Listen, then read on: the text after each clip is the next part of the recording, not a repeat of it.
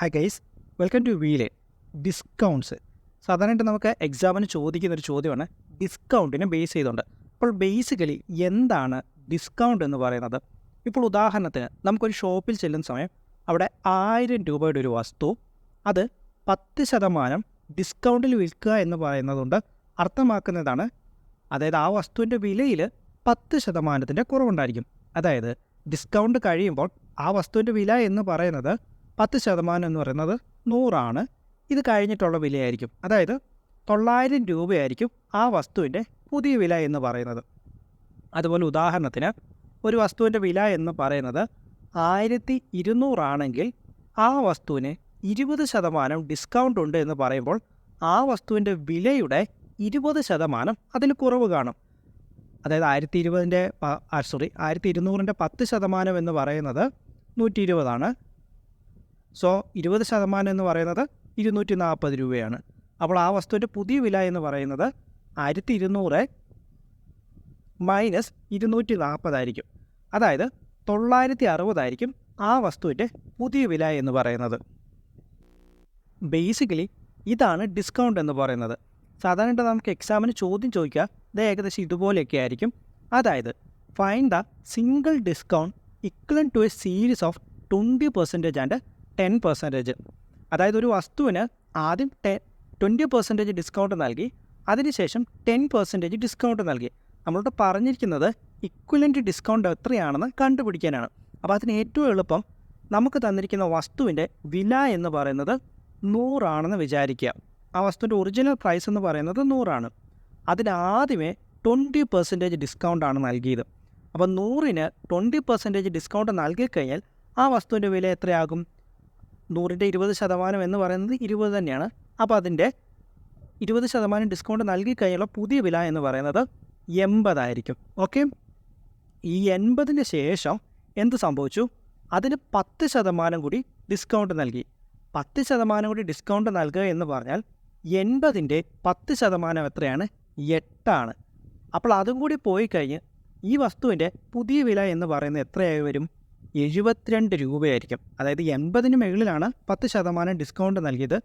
80-ന് 10% discount നൽകുമ്പോഴത്തേക്കും പുതിയ വില എന്ന് പറയുന്നത് 72 രൂപയായിരിക്കും. കാരണം 80-ൻ്റെ 10% എന്ന് പറയുന്നത് 8 ആയതുകൊണ്ട്. അങ്ങനെയെങ്കിൽ നമ്മുടെ ഇക്വലൻ്റ് ഡിസ്കൗണ്ട് എത്രയാണ്? അതായത് 100 രൂപ ഉണ്ടായിരുന്ന വസ്തുവിന് പുതിയ വില എന്ന് പറയുന്നത് എത്രയായി മാറി? 72 മാറി. അങ്ങനെയെങ്കിൽ നമുക്ക് ലഭിച്ച ഇക്വലൻ്റ് ഡിസ്കൗണ്ട് എന്ന് പറയുന്നത് 28%. അതായത് നമുക്ക് ഈ 100-ൽ 72 കുറച്ചാൽ മതി, നമ്മുടെ ഉത്തരത്തിലേക്ക് നമുക്ക് എത്താം. അപ്പോൾ 28% നമ്മുടെ ഇക്വലൻ്റ് ഡിസ്കൗണ്ട് എന്ന് പറയുന്നത്. ഇനി നമുക്ക് നമ്മുടെ മൂന്നാമത്തെ ഉദാഹരണത്തിലേക്ക് പോകാം. നമ്മുടെ മൂന്നാമത്തെ ഉദാഹരണം ഇതാണ്. അതായത് ഒരു വസ്തു ഉണ്ടായിരുന്നു, അതിലെന്ത് സംഭവിച്ചു? A sells B with a profit of 30% and B sells C with a loss of 10%. Find the resultant percentage. അതായത് ഒരു വസ്തു ഉണ്ടായിരുന്നു, അതാദ്യമേ എ ബിക്ക് വിറ്റു.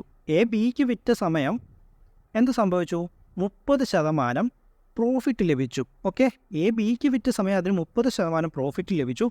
അതിനുശേഷം ബി അത് സിക്ക് വിറ്റ സമയം എന്ത് സംഭവിച്ചു? 10% നഷ്ടം സംഭവിച്ചു, ലോസ് സംഭവിച്ചു. ഓക്കെ, അങ്ങനെയെങ്കിൽ റിസൾട്ടൻ്റ് ആയിട്ടുള്ള പെർസെൻറ്റേജ് കണ്ടുപിടിക്കാനാണ് നമ്മളോട് പറഞ്ഞിട്ടുള്ളത്. ഇതും വളരെ എളുപ്പമാണ്. ആ വസ്തുവിൻ്റെ ഒറിജിനൽ വില എന്ന് പറയുന്നത് 100 വിചാരിക്കുക. എ ബിക്ക് വിറ്റ സമയം 30% പ്രോഫിറ്റാണ് കിട്ടിയത്. 30% പ്രോഫിറ്റ് കിട്ടുക എന്ന് പറഞ്ഞാൽ എന്തായി? ആ വസ്തുവിൻ്റെ വില എന്ന് പറയുന്നത് 130 രൂപയായി. ഓക്കെ, 130 രൂപയായി. ഇനി അത് ബി സിക്ക് വിറ്റ സമയം ആ വസ്തുവിൻ്റെ പുതിയ വില എന്ന് പറയുന്നത് 130 രൂപയാണ്. അതിനെന്ത് സംഭവിച്ചു?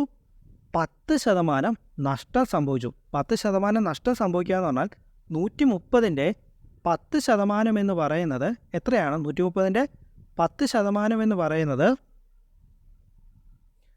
13. അപ്പം പുതിയ വില എന്ന് പറയുന്നത് എത്രയായി? 117. 10% നഷ്ടം സംഭവിച്ച സമയത്ത് 117. അതായത് 100-ന് ആരംഭിച്ച വസ്തു ഈ 2 കൈമാറ്റങ്ങൾക്ക് ശേഷം അതിൻ്റെ പുതിയ വില എന്ന് പറയുന്നത് 117 ആയെങ്കിൽ അതിൻ്റെ റിസൾട്ടൻ്റ് പെർസെൻറ്റേജ് എത്രയാണ്? നമുക്ക് വന്ന മാറ്റം എന്ന് പറയുന്നത് 17%. സോ നമുക്ക് റിസൾട്ടൻ്റ് പെർസെൻറ്റേജ് എന്ന് പറയുന്നത് എത്രയാണ്?